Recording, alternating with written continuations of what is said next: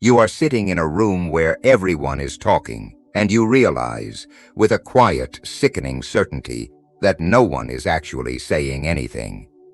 You watch a manager mask his incompetence with practiced buzzwords. You notice the microscopic shift in a colleague's posture that signals a bruised ego. You see the logical collapse of the entire project happening in real time, months before the deadline. And as you sit there, surrounded by people who seem perfectly content with the illusion, you do not feel powerful. You feel a low-grade, vibrating exhaustion in your bones. That is the moment you realize the greatest lie you were ever told. They sold you your intelligence as a weapon, but they never warned you that you are the one bleeding from the handle. Society treats a high IQ like a lottery ticket. From a young age, the narrative is perfectly polished. Your mind is a gift, an unfair advantage that will effortlessly open doors, win arguments, and place you at the top of whatever hierarchy you choose to enter. You are supposed to be the one who glides through life while others struggle, but the lived reality of a highly intelligent person rarely matches the brochure. Instead of a smooth ascent, your daily existence feels like a constant grinding friction. The things that satisfy normal people feel hollow to you. The conversations that entertain them feel like chewing on ash. You carry a lingering sense of alienation that no amount of success ever seems to cure.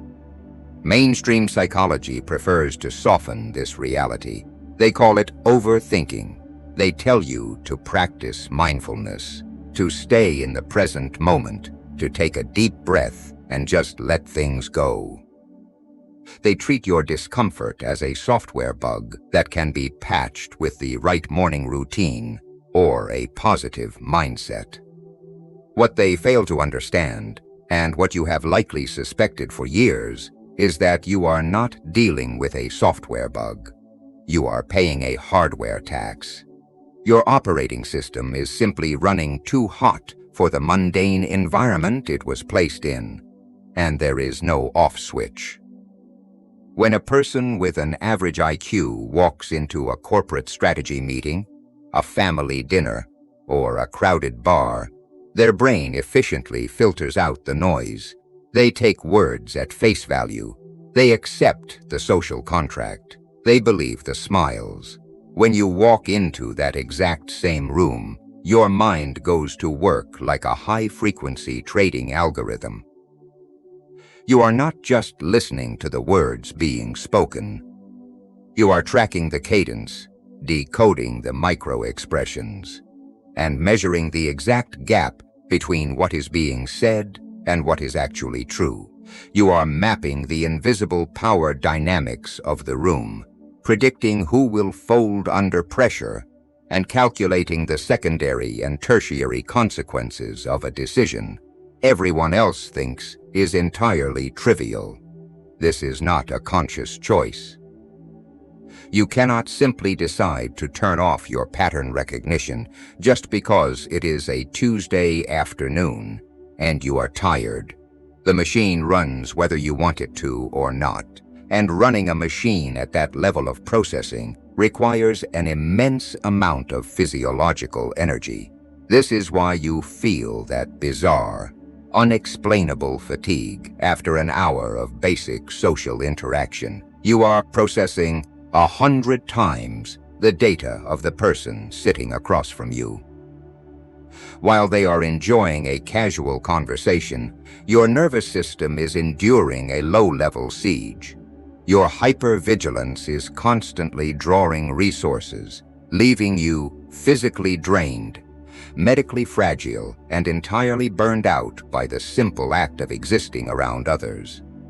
An engine designed for a Formula One track is a miserable thing to drive in rush-hour traffic.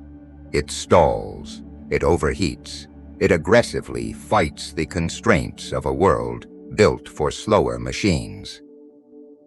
You are not broken because you feel alienated in rooms full of perfectly normal people. You are alienated because you are awake in a room full of sleepwalkers, and you are being forced to pretend that their dreams are real. You watch people walk cheerfully into terrible investments, toxic relationships, and doomed career paths.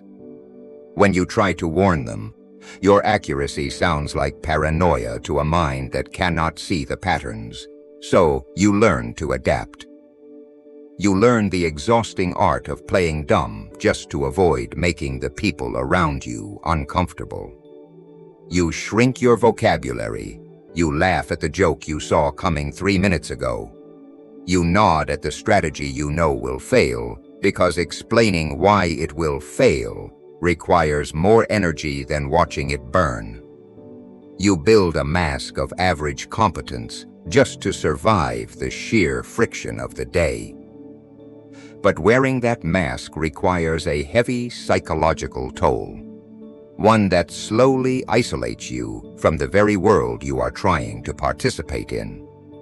They told you intelligence was the master key to the world, but they left out what happens when the key fits every lock except the one on your own cage. The cage of high intelligence is built on a quiet irony. The same cognitive horsepower you rely on to analyze the world is actively working to keep you trapped inside it. You likely assume your mind is a truth-seeking mechanism, a surgical instrument designed to slice through the fog of human irrationality and reveal reality exactly as it is. That is the fundamental arrogance of the gifted. You believe that because you can solve complex problems, quickly process data, and outthink the people around you, you are naturally immune to the cognitive errors that ruin ordinary lives. But if you look closely at the architecture of your own stagnation, you will find a much darker truth hiding in plain sight. Consider the highly intelligent professional tethered to a toxic, soul-crushing corporate hierarchy, or perhaps drowning in a deeply parasitic relationship. An individual with an average IQ placed in that exact same scenario experiences a very simple, efficient sequence of events. They register the disrespect, they feel the pain, and they leave. Within 6 months, they have moved on. They do not overcomplicate the mechanics of a burning building. They just walk out the door, but the high IQ individual does not leave. They stay for 5, sometimes 10 years. Instead of acting on the instinctual realization that they are being destroyed, their superior intellect immediately gets to work drafting a flawless, 30-page mental manifesto on why the suffering is actually a brilliant strategic maneuver. You know exactly how this sounds because you have heard it in your own head. You convince yourself that the daily humiliation from a mediocre manager is building leverage. You tell yourself you are studying the power dynamics of the executive team, or that enduring the sheer incompetence of your partner is a necessary crucible for your own personal growth. You reframe emotional abuse and exploitation as a complex puzzle that only you are capable of solving. You take the raw, ugly truth of your own victimization and dress it in the sophisticated vocabulary of a master strategist. You use words like nuance, optimization, and long-term positioning to hide the fact that you are simply afraid to make a move. A sharp mind does not cut through the illusion. It builds a more convincing one. Cognitive science has a very specific understanding of this phenomenon, often referred to as Dysrationalia. It is the chilling reality that intelligence and rationality are not the same thing. In fact, they operate on completely different axes. We are taught that a high IQ is the ultimate antidote to cognitive bias. But the research points in the exact opposite direction. Evolutionary psychology dictates that human reason did not evolve to objectively calculate the cosmic truth of the universe. Reason evolved as a social weapon. It evolved to win arguments, to persuade allies, to defend tribal positions, and to outmaneuver rivals. Therefore, a higher IQ does not make you more objective. It merely makes you a much more lethal defense attorney for your own worst impulses. When you are highly intelligent, you do not reason your way toward the truth. You reason your way backward from your comfort zone. If a situation triggers your deeply held fears, fear of failure, fear of confrontation, fear of stepping into the unknown, your brain instantly generates an airtight, logically flawless argument for why inaction is the smartest possible choice. When your gut screams that someone is lying to you, your massive processing power intervenes, citing behavioral nuances and environmental context to excuse the lie. You outsmart your own survival instincts. The intellectual ego cannot tolerate the idea that it is being played or that it is acting out of cowardice. So the brain reframes submission as patience and fear as calculation. This is why some of the most brilliant minds on Earth are devastatingly easy to manipulate. If a Machiavellian player can feed you a premise that flatters your intelligence or aligns with your hidden preferences, your own brain will do all the heavy lifting for them. You will construct the cage, lock the door, and then write a brilliant essay on why the bars are structurally magnificent. The greatest, most ruthless manipulator in your life is not your boss, your ex, or the society that overlooks you. It is your own prefrontal cortex endlessly working to insulate you from the terrifying simplicity of reality. It is a bitter pill to swallow, realizing that your greatest asset is the very thing holding you hostage. You can see the chessboard with perfect clarity, yet you continually convince yourself that it is strategically optimal to never move your pieces. You aren't trapped because you lack the data to see the truth. You are trapped because your brain is too skilled at cross-examining it into oblivion. Your brain's terrifying ability to cross-examine the truth into oblivion doesn't just paralyze you in the present. It also ensures that once a piece of painful data finally breaches your defenses, you are biologically incapable of letting it go. It happens at 3 in the morning. The house is quiet, the screens are dark, and your mind, starved of external puzzles to solve, turns its immense processing power inward. Without warning, you are suddenly replaying a subtle condescension from a manager or a quiet, calculated betrayal from a friend that occurred 5 long years ago. You do not just vaguely recall the event, you are back in the room. You can hear the exact pitch of their voice, see the millimeter shift in their posture, and feel the precise shape of the silence that followed. More punishingly, you feel the exact same heat rising in your chest as the day the fracture occurred. The anger and the humiliation are completely undiluted by time. Most people do not live like this. The average human mind is equipped with a profound biological gift. It forgets. The nervous system of the ordinary person is designed to efficiently blur the edges of trauma, social slights, and embarrassments so that they can wake up the next day and continue functioning. They forgive because the data literally degrades.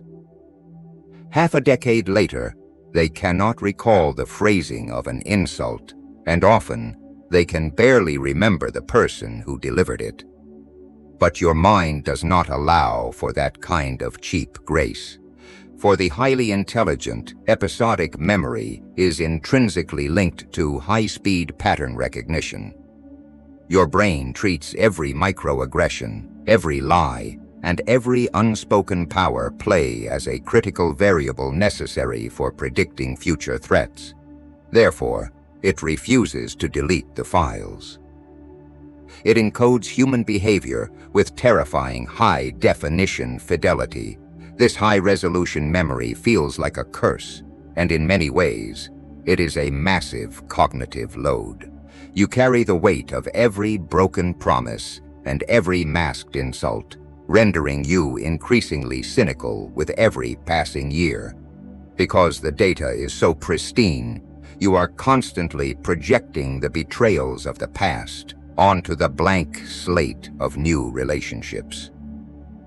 You watch a new colleague use a specific phrase, and because it perfectly matches the syntax of someone who backstabbed you a decade ago, the alarms in your head are instantly triggered.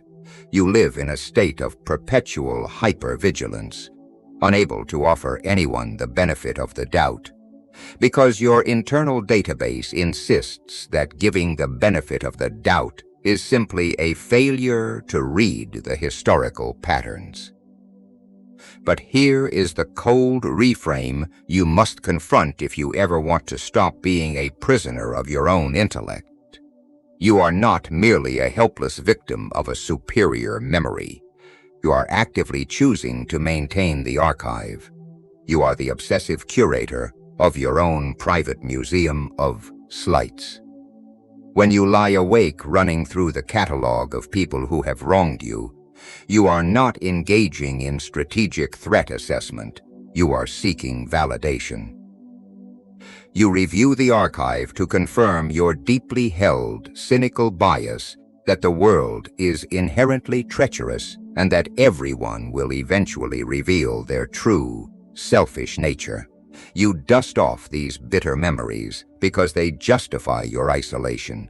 They give you a flawless intellectual alibi for why you refuse to trust, why you refuse to connect, and why you remain safely detached on the periphery of life.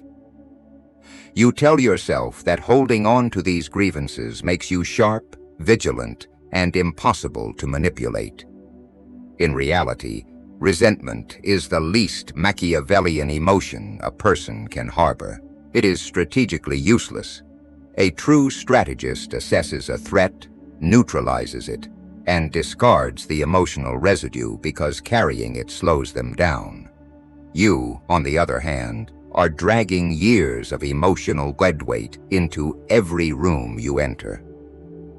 You think your grudges act as a shield, but to anyone who truly understands power dynamics, your rigid, hyper-defensive posture is a glaring signal of unresolved weakness. You are allowing mediocre people from your past to occupy premium real estate in your highly capable mind, entirely rent-free. The ultimate trap of the gifted mind is the belief that because you remember exactly how you were wronged, you are somehow winning the exchange. You are not winning. You are paralyzed by historical data that has long since lost its relevance. The people who insulted you have moved on, forgotten the interaction entirely, and are living their lives unburdened. Meanwhile, you are acting as the eternal archivist of their momentary cruelty. You must realize that true intellectual dominance is not the ability to remember every time the world disappointed you. It is the ruthless, intentional deletion of data that no longer serves your strategic objectives. But holding on to the ghosts of the past is only half the burden. The past is heavy, but it is nothing compared to the psychological tax you pay on the future. The past is heavy, but it is nothing compared to the psychological tax you pay on the future. While the resentment archive chains you to the injustices that have already occurred, Your hyperactive pattern recognition simultaneously forces you to pay the emotional cost of disasters that have not yet happened. You are carrying the weight of two timelines at once, and it is entirely by your own design. Consider the early days of a new romantic relationship, or perhaps the formation of a promising new business partnership. For the average person, these initial weeks are a period of blind optimism. They are bathed in dopamine, entirely absorbed in the novelty and the potential of the connection. They take the smiles at face value and enjoy the momentum of the present. But you do not have that luxury. Within the first 21 days, your brain has unconsciously harvested a massive dataset of micro-behaviors. You notice the specific, defensive way they deflect a mild criticism. You observe a slight contradiction in how they handle their finances, or the subtle shift in their tone when they speak to someone they perceive as lower status. You do not just see these as minor character flaws or isolated red flags. Your processing power immediately extrapolates these data points into a long-term trajectory. You calculate exactly how these minor frictions will compound over years of proximity. You see the inevitable, ugly dissolution of the relationship 3 years down the line with terrifying clarity. And so, while you are sitting across from them at a candlelit dinner, theoretically falling in love, internally, you have already withdrawn. You are attending the funeral of the relationship before the first real argument ever takes place. This phenomenon is known as predictive grief, and it is one of the most debilitating side effects of a high IQ. Superior intelligence does not merely process the current environment. It aggressively models the future. Because your projections are highly accurate, your nervous system responds to the predicted outcome as if it is happening in the present moment. You absorb the pain of failure, the sting of betrayal, the exhaustion of a toxic workplace, and even the sorrow of mortality, long before the timeline actually arrives. You mourn the loss of your parents while they are still healthy in the next room, simply because you noticed a half-second delay in their memory recall. You mourn your career path because you have mathematically mapped out the exact ceiling you will hit in 5 years based on the structural incompetence of your industry. You tell yourself this is a strategic advantage. You believe that by pre-calculating every worst-case scenario, you are protecting yourself. If you anticipate the betrayal, it cannot destroy you. If you expect the failure, you will never be blindsided. But this is the ultimate trap of the intellectual ego. A sharp mind does not cut through the illusion. It builds a more convincing one. In your desperate attempt to avoid the vulnerability of being surprised by pain, you have built a high-fidelity simulation of future suffering that ensures you feel that pain constantly. You are paying the emotional toll for the future on an agonizing daily installment plan. This perpetual state of pre-grieving heavily distorts how the world perceives you. To the outside observer, you often appear unnervingly cold. When the actual breakup finally happens, or when the company inevitably goes under, your friends and family expect you to be devastated. Instead, you are remarkably calm, almost detached. They misread your stoicism as apathy, or worse, psychopathy. What they fail to understand is that you are not cold, you are simply exhausted. You finished grieving this exact event 36 months ago. The actual occurrence of the disaster is just an administrative formality. The tears were shed in private, years before the world caught up to your calculations. From a standpoint of pure power dynamics and strategy, this habit is entirely self-destructive. A true Machiavellian player stays fiercely anchored in the present, because the present is the only place where leverage actually exists. They observe the red flags, adjust their positioning, and wait for the precise moment to act. But by pre-grieving, you are squandering your operational energy on a timeline that has not yet materialized. You neutralize your own power. You forfeit your current joy, your current focus, and your current tactical advantage because you are too busy bracing for an impact that is still miles away. You are living your life as a ghost, haunting your own future before you have even lived it. You never actually experience the peak of the ascent because your eyes are locked entirely on the mechanics of the inevitable fall. By the time reality catches up to your predictions, you are too exhausted to participate in your own life, which brings us to the final, quietest tragedy of the sharp mind.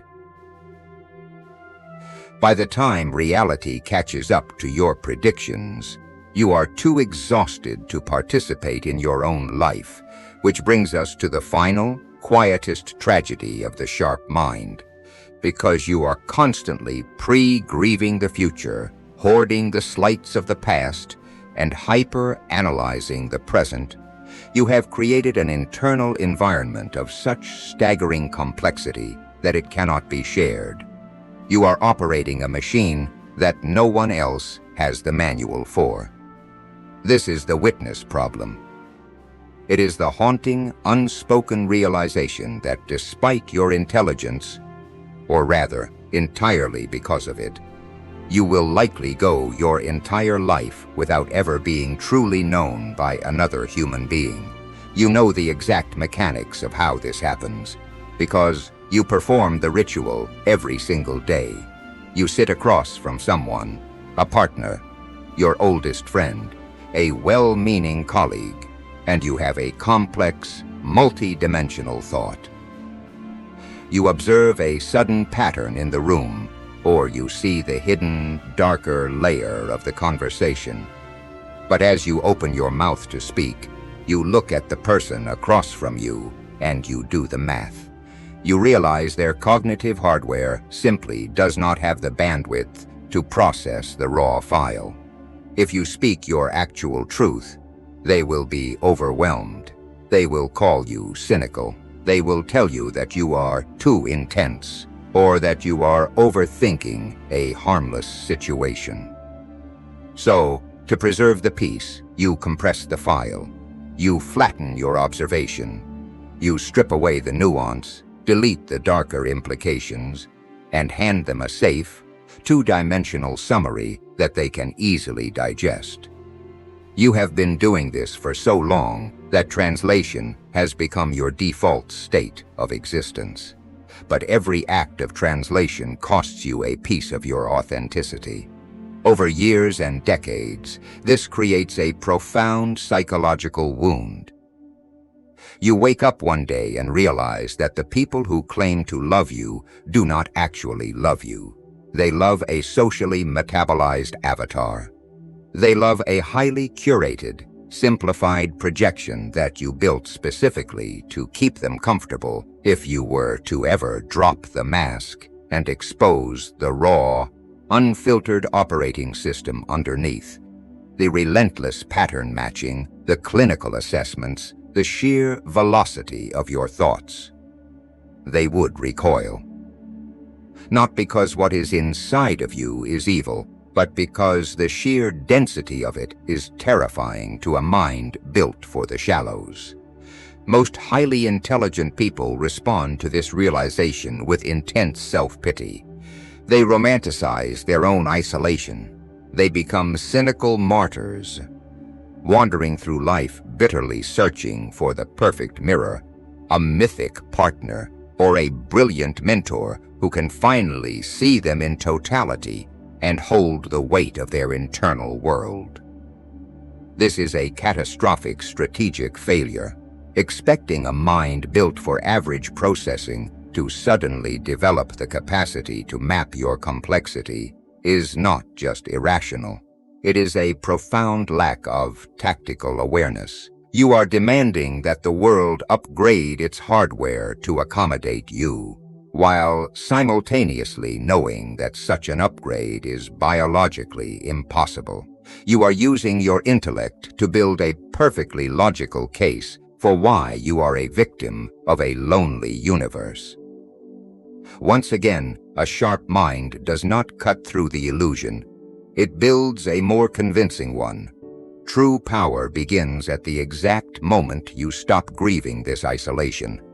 You must accept the witness problem not as a curse, but as a permanent structural reality of the game you are playing. You will never be fully known, and no one is coming to save you from your own complexity. But this realization should not bring despair. It should bring a cold, lethal liberation. If you are no longer desperately seeking emotional validation from minds that cannot comprehend you, you are no longer bound by their rules. You can stop bleeding energy trying to explain the unexplainable. You can stop hoping for an understanding that will never arrive. This is where the dark psychology of high intelligence flips from a vulnerability into a weapon. To stop being a prisoner of your own mind, you must first develop a ruthless mistrust of it. The next time you find yourself constructing a brilliant 30-page mental essay on why you should stay in a toxic situation, you must recognize the rationalization and kill it. The next time you feel the urge to revisit the resentment archive at 3 in the morning, you must identify it as a useless drain on your operational energy and shut down the search. You must stop using your processing power to defend your fears and start using it to execute your strategies. Tomorrow, you will walk back into the same rooms, but the dynamic will be fundamentally altered. You will see the mediocre manager, the fragile egos, and the sleepwalking masses, but you will no longer feel the need to shrink yourself to make them comfortable, nor will you feel the need to prove you are smarter than them. You will let them have their illusions. You will accept your silence not as a cage, but as an impenetrable fortress. You will finally understand that the ultimate advantage in a noisy world is not being the loudest voice in the room, but being the one who sees the entire board while the rest of the players are blindly staring at a single piece. This channel exists for the rare few who are ready to stop suffering their intelligence and start wielding it. The algorithms that govern this platform heavily suppress this kind of unvarnished truth because the masses are terrified of what they cannot predict. If you want the unfiltered blueprints of psychological control and power dynamics, the link is in the description. Join me. The rest of the world will continue to sleepwalk. Let them sleep.